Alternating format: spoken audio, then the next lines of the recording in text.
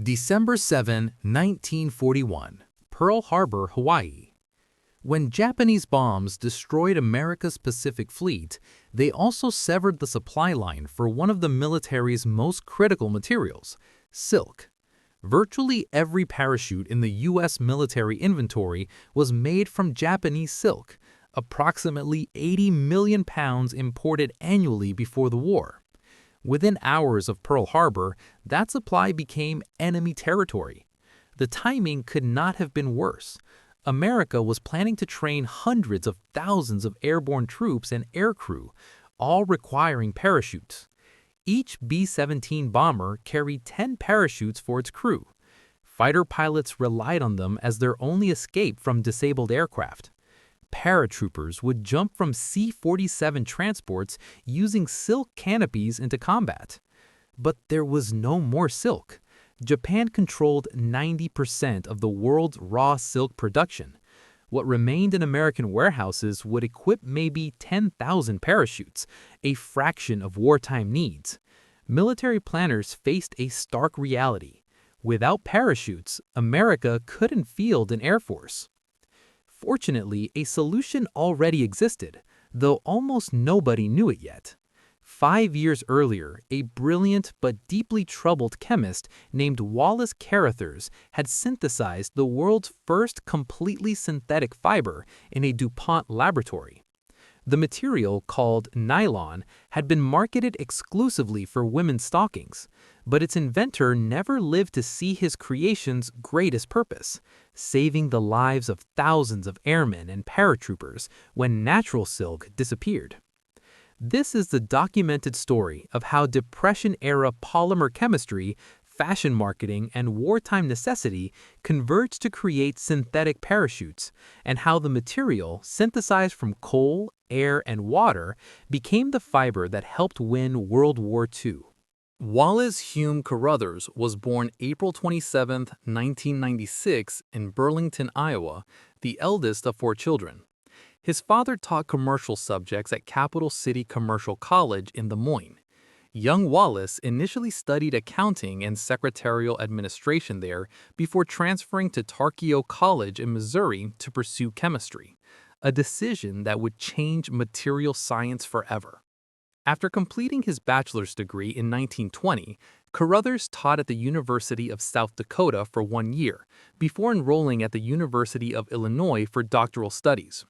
He worked under Carl Speed Marvel and Roger Adams, 2 giants of organic chemistry, earning his PhD in 1924. His dissertation focused on complex organic syntheses requiring exceptional precision and creativity. Carothers moved to Harvard University as an instructor in 1926, where he taught organic chemistry while conducting polymer research. But he was already showing signs of the depression that would eventually kill him. He experienced what he called neurotic spells of diminished capacity, periods where intellectual work became impossible. In 1927, when DuPont's Charles Stein recruited Carothers for the company's new fundamental research program, Carothers initially refused. He explained, "I suffer from neurotic spells of diminished capacity, which might constitute a much more serious handicap there than here." But DuPont's offer was extraordinary: complete research freedom, with no requirement to produce commercially viable products, just pure science. Carothers accepted in February 1928, joining DuPont's experimental station near Wilmington, Delaware. He was 31 years old, America's most promising polymer chemist, and beginning the most productive and tragically brief period of his career. Carothers' first major achievement came unexpectedly in April 1930. His assistant, Arnold M. Collins, isolated a compound called chloroprene while investigating acetylene polymers. Chloroprene spontaneously polymerized into a rubber-like solid, the first synthetic rubber superior to natural rubber in specific applications. DuPont commercialized it as neoprene in 1931. The product became commercially successful, though expensive, used primarily for oil-resistant gaskets, hoses, and industrial applications. More importantly, it validated DuPont's fundamental research program and gave Carothers confidence to pursue more ambitious goals. By 1934, DuPont executives were pressuring Carothers to focus on synthetic fibers, specifically finding an alternative to silk. The Great Depression had hurt DuPont's bottom line, and management wanted commercial applications from their expensive research program. Carothers turned his attention to polyamides, polymers containing repeating amide linkages, CONH. His theoretical work suggested that polyamides, through hydrogen bonding, could form crystalline domains, giving them mechanical properties similar to natural silk, but with superior durability. The critical work was conducted by Dr. W. R. Peterson, Dr. Donald Kaufman, and later Dr. Gerard Berchet, all working under Carothers' direction. They systematically synthesized dozens of polyamides from different combinations of diamines, compounds with two amine groups, and dicarboxylic acids, compounds with two carboxyl groups. Then, during summer 1934, Carothers disappeared. He didn't come to work for days. Colleagues eventually found him at the Pinnell Clinic near Johns Hopkins Hospital in Baltimore, where he had committed himself for psychiatric treatment of severe depression. After brief treatments, he returned to DuPont, but the incident foreshadowed the tragedy to come. On February 28, 1935, Gerard Berchet produced the breakthrough, combining hexamethylene diamine, 6 carbon atoms, with adipic acid, also 6 carbon atoms, created a polyamide designated 6-6. The material had a high melting point, 265 degrees Celsius or 509 degrees Fahrenheit, excellent tensile strength, elasticity, and the crucial property of being drawable into fine, strong fibers. Elmer K. Bolton, Carothers' supervisor, recognized commercial potential immediately. He assigned Dr. George Graves to work with Carothers on developing the polymer into a manufacturable product. The research expanded dramatically. Dozens of chemists and engineers refining the synthesis, fiber production, and applications. DuPont obtained a patent for nylon in September 1938, but Wallace Carothers never saw it. On February 21, 1936, Carothers married Helen Sweetman, a chemistry graduate who worked for DuPont preparing patent applications. They had been dating since 1934. Friends later said the marriage seemed to bring Carothers some happiness, though he remained troubled by depression. In January 1937, Carothers' younger sister died suddenly. The loss devastated him. His depression, which had always lurked in background, became overwhelming. He felt he had accomplished nothing despite his revolutionary discoveries. He believed he had run out of ideas, that his creativity was exhausted. On April 28, 1937, Carothers went to the experimental station as usual. Around 5 p.m. the next day, April 29, he was found dead in his hotel room. A squeezed lemon and cyanide salts sat nearby. No suicide note was found. Wallace Carothers died at age 41, 16 months before DuPont publicly announced nylon's discovery. He never saw women mobbing stores for nylon stockings, never knew his polymer would save thousands of lives in World War II, never understood that his invention would launch the entire synthetic materials industry. But his work survived him. DuPont continued developing nylon 6,6 under George Graves' leadership, moving toward commercialization that would transform consumer goods and military logistics. On October 27, 1938, Charles Stein, DuPont's vice president for research, stood before 3,000 women gathered at the site of the upcoming New York World's Fair. He wasn't addressing a scientific conference or industry association. He was speaking to the Federation of Women's Clubs. Stein unveiled DuPont's revolutionary synthetic fiber, announcing it dramatically. Though wholly fabricated from such common raw materials as coal, water, and air, nylon can be fashioned into filaments as strong as steel, as fine as a spider's web. The marketing strategy was brilliant.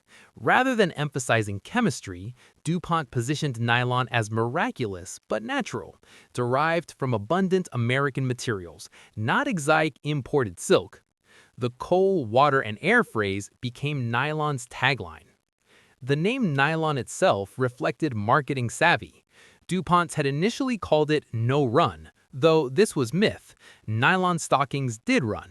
When lawyers raised trademark concerns, the name evolved from neuron to nylon to finally nylon, a word that sounded scientific but meant nothing specific, allowing DuPont to retain control while making it seem like a generic term.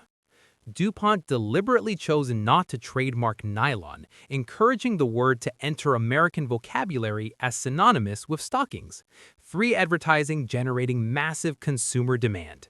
Nylon made its grand public debut at the 1939 New York World's Fair, where a model dubbed Miss Chemistry wore nylon stockings. The exhibition's theme, World of Tomorrow, perfectly captured nylon's promise, a scientifically advanced future where synthetic materials would improve everyday life. The first test sale occurred in Wilmington, Delaware, DuPont's headquarters, on October 24, 1939. DuPont offered 4,000 pairs of nylon stockings exclusively to employees' wives at the experimental station. They sold out in 3 hours. National sale began May 15, 1940. The response was unprecedented. 4 million pairs sold in 4 days. Despite costing $1.15 per pair, about 1.5 times more expensive than silk stockings, women lined up to buy them. By year's end, 64 million pairs had sold. The appeal was practical. Nylon stockings lasted longer than silk, washed easily, dried quickly, and resisted runs better, though not perfectly. Fashion-conscious women appreciated the sleek appearance. Nylon's slight sheen looked more modern than dull rayon alternatives. DuPont had built a full-scale nylon plant in Seaford, Delaware, that began commercial production in late 1939. The facility represented massive investment in manufacturing infrastructure, polymerization reactors, fiber spinning equipment, quality control systems, all designed around producing millions of pounds of nylon annually. By 1941, nylon had become a cultural phenomenon. Women purchased an average of 8 pairs of stockings per year, a huge market.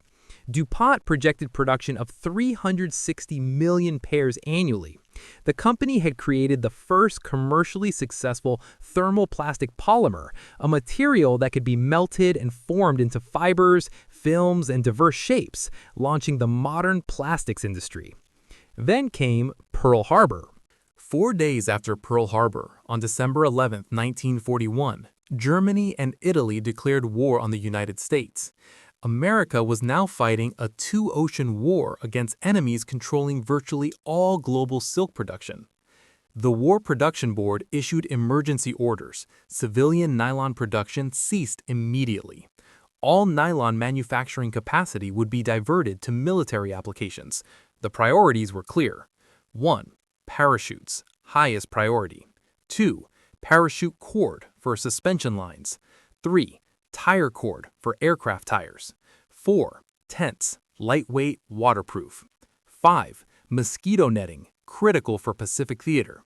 6. Ropes and cordage, various military uses.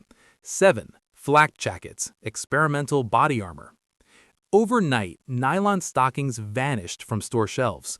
The last pairs produced before the ban sold on the black market for up to $20, equivalent to roughly $428 today. Women who couldn't obtain nylons resorted to painting seams down their legs with makeup to create the illusion of stockings, or using spray-on liquid hosiery products. DuPont's C4 plant converted from stocking production to military parachute fabric within weeks. The company expanded capacity rapidly, building additional facilities and training thousands of workers. By 1943, DuPont was producing nylon at unprecedented scale, millions of pounds monthly, nearly all for military use. Pre-war American parachutes used Japanese silk exclusively. Silk had excellent properties for parachutes. Low weight, silk canopies were light, crucial for pilots who had to wear them. Compact packing, silk compressed tightly into backpacks. Adequate strength, silk fibers could support a falling human's deceleration loads. And breathability. Silk allowed controlled air leakage, stabilizing descent. But silk had disadvantages. Cost. Expensive even before war cut off supply. Degradation. Silk rotted when wet or stored improperly. Limited strength. Adequate but not exceptional tensile strength. And supply vulnerability. 90% imported from Japan. When war began, the U.S. military had perhaps 10,000 silk parachutes in inventory, enough to equip initial forces but nowhere near wartime requirements. America would train hundreds of thousands of paratroopers and aircrew. Every bomber and fighter pilot needed a parachute. The math was impossible without synthetic alternatives. Nylon solved every silk weakness. Superior strength. Nylon fibers had higher tensile strength than silk, allowing lighter canopies with equal load capacity. Durability. Nylon resisted rot, mildew, and environmental degradation that destroyed silk. Domestic production.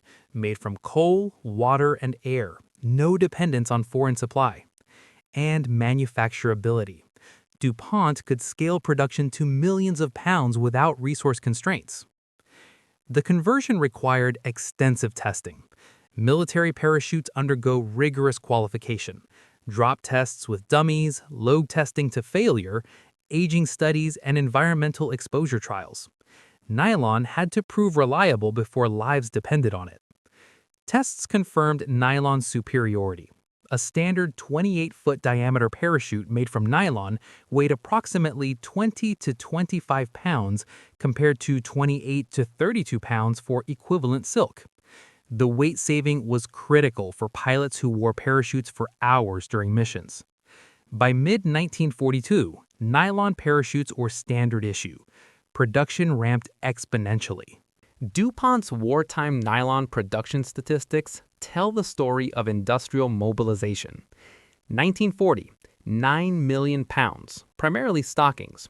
1942, 65 million pounds, 90% military. 1943, 120 million pounds, 95% military. 1944, 180 million pounds, 98% military. At peak production, DuPont manufactured nylon at 3 major facilities. Seaford, Delaware, original plant, expanded 1942 to 43. Martinsville, Virginia, new plant, opened 1943. Chattanooga, Tennessee, new plant, opened 1944. Each plant operated 24 hours daily, producing nylon in a multi-step process. 1. Raw material synthesis, adipic acid from cyclohexane derived from coal, hexamethylene diamine from adipic acid. 2. Polymerization, combining monomers at 285 degrees Celsius under pressure, creating nylon 6,6 polymer.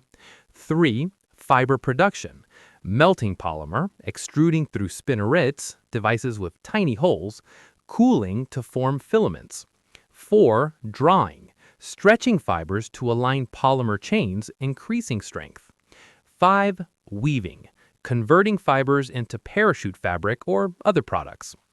A single T5 parachute, standard U.S. parachute for paratroopers, used approximately 25 pounds of nylon fabric, with additional nylon for suspension lines and harness webbing. Total nylon per parachute, roughly 30 pounds. America produced approximately 2 million military parachutes during World War II. Estimated nylon consumption, 60 million pounds for parachutes alone, plus additional millions for other military applications.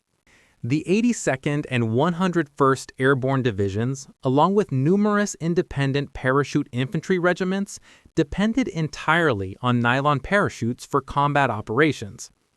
Operation Husky, Sicily, July 1943. The first large-scale American airborne assault involved 3,400 paratroopers jumping from C-47 transports. High winds and inexperienced pilots caused scattered drops, but the nylon parachutes performed flawlessly. Every soldier who jumped landed safely, though not always were intended. Operation Neptune, Normandy, June 6, 1944. The 101st Airborne Division conducted night jumps behind Utah Beach using nylon parachutes. Of 6,928 paratroopers, the vast majority landed successfully despite difficult conditions: darkness, German anti-aircraft fire, and unfamiliar terrain. Parachute failures were negligible. Losses resulted from combat, not equipment malfunction. Operation Martin Garden, Netherlands, September 1944, the 82nd Airborne jumped near Nijmegen using nylon parachutes. Daytime drops under good conditions demonstrated nylon's reliability. 7,277 paratroopers landed with virtually no parachute-related casualties. Throughout the Pacific Theater, aircrew survival depended on nylon parachutes. Bomber crews flying at high altitude over water needed absolute confidence their parachutes would deploy.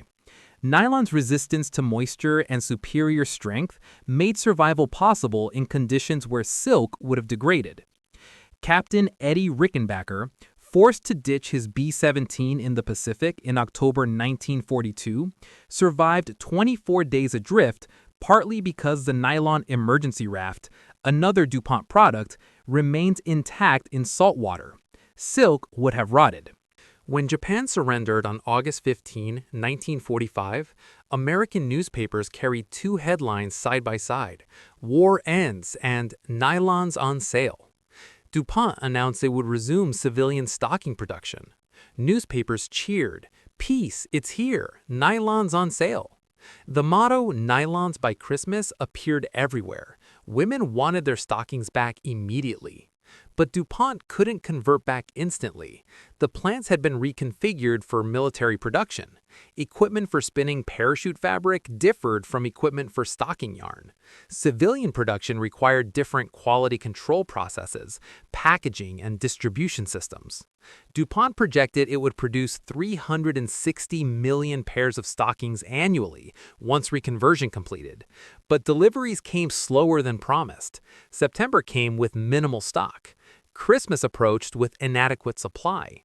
By 1946, only 30 million pairs per month were reaching stores, far below the pent-up demand from 4 years without nylons. What followed became known as the Nylon riots, a series of mob scenes at American stores between August 1945 and March 1946. September 1945, a small post-war shipment of stockings went on sale in scattered locations. Women who had waited 4 years for nylons rushed stores, creating crush injuries and near riots.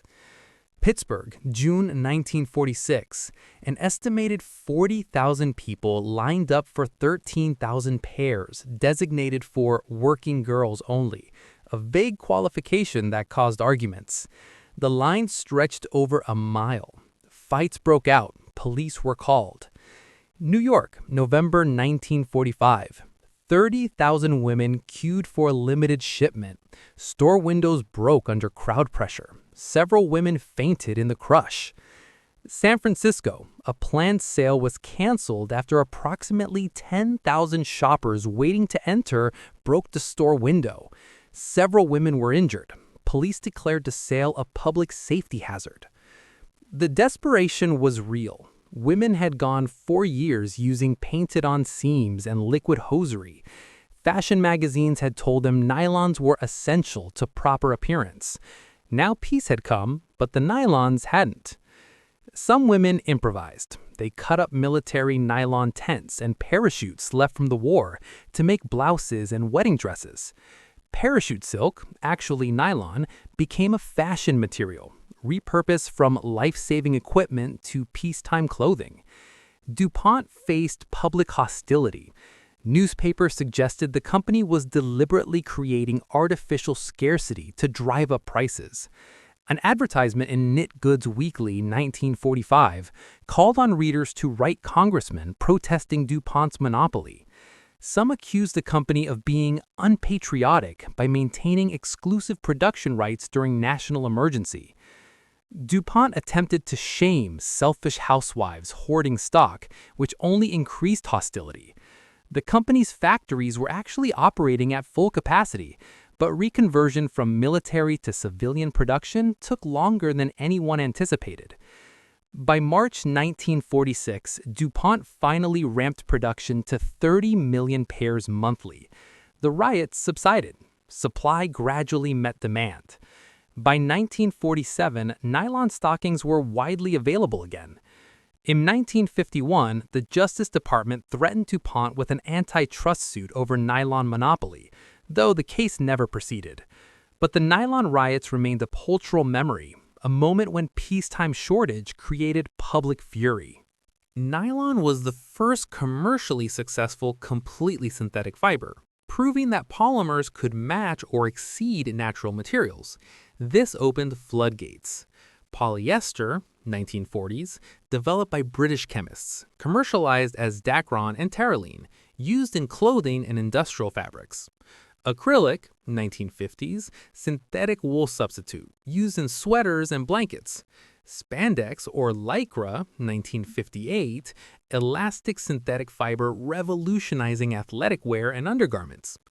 Kevlar, 1965, DuPont invention, 5 times stronger than steel by weight, used in bulletproof vests. Nomex, 1960s, fire-resistant synthetic, used in firefighter gear and racing suits. All trace their origins to Wallace Carothers' 1935 discovery. By proving polymers could be engineered for specific properties, Carothers laid groundwork for the modern materials industry. Today, synthetic fibers account for approximately 60% of global textile production. Natural fibers, cotton, wool, silk, remain important, but are outnumbered by the descendants of nylon. In December 1941, when Japanese bombs severed America's silk supply, the U.S. military faced potential disaster. No parachutes meant grounded air forces and no airborne troops. The war might have been lost before it was properly fought. But a solution already existed, invented 6 years earlier by a depressed genius who never saw his polymer's greatest application. Wallace Carothers had synthesized nylon from coal, water, and air, exactly as DuPont's marketing claimed, creating the world's first completely synthetic fiber. Nylon parachutes saved thousands of lives, paratroopers who jumped into combat, bomber crews who bailed out over enemy territory, fighter pilots who ejected from disabled aircraft. Every man who floated to Earth beneath a nylon canopy owed his survival partly to a chemist who died believing he'd accomplished nothing. The irony is profound. Carothers, plagued with depression and convinced his work was worthless, killed himself 16 months before nylon's public announcement. He never knew women would riot for his stockings, never saw paratroopers drop from C-47s using his parachutes, never understood he'd launched the synthetic materials revolution. But his polymer survived, doing exactly what he designed it to do, matching natural materials' properties while eliminating their vulnerabilities. Nylon didn't rot like silk, didn't depend on foreign supply like silk, and ultimately proved stronger than silk, saving lives silk couldn't have saved. When DuPont marketed nylon as made from coal, water, and air, it wasn't exaggeration. The raw materials were truly that simple. Adipic acid derived from coal-based cyclohexane, hexamethylenamine synthesized from adipic acid, reacted together with water as a byproduct. The complexity was in the chemistry, the polymer engineering that transformed simple molecules into revolutionary material. Today, nylon remains ubiquitous. Parachutes still use it, though modern designs incorporate newer materials. Automotive parts, carpets, clothing, industrial machinery, medical devices. The global nylon market exceeds $30 billion annually, all descended from Carothers' 1935 synthesis. The man who invented it died thinking he'd failed. The reality? He'd created one of the 20th century's most important materials, saved countless lives, and launched an industry that transformed modern life. America lost all silk in 1941, but thanks to a tragic genius working in a Delaware laboratory, it had something better, a synthetic fiber that could be manufactured from abundant domestic materials at unlimited scale, stronger than nature's original, saving lives silk never could have saved. Wallace Carothers never jumped from a plane, never saw a parachute deployment, never knew his polymer would keep men alive as they floated to Earth under enemy fire. But every paratrooper who landed safely, every pilot who escaped a burning aircraft, every life saved by nylon, they all owed their survival to the depressed chemist who couldn't see past his own darkness to understand how brightly his creation would shine. The fiber that won the war was synthesized from coal, and the man who made it never lived to see the victory it helped achieve.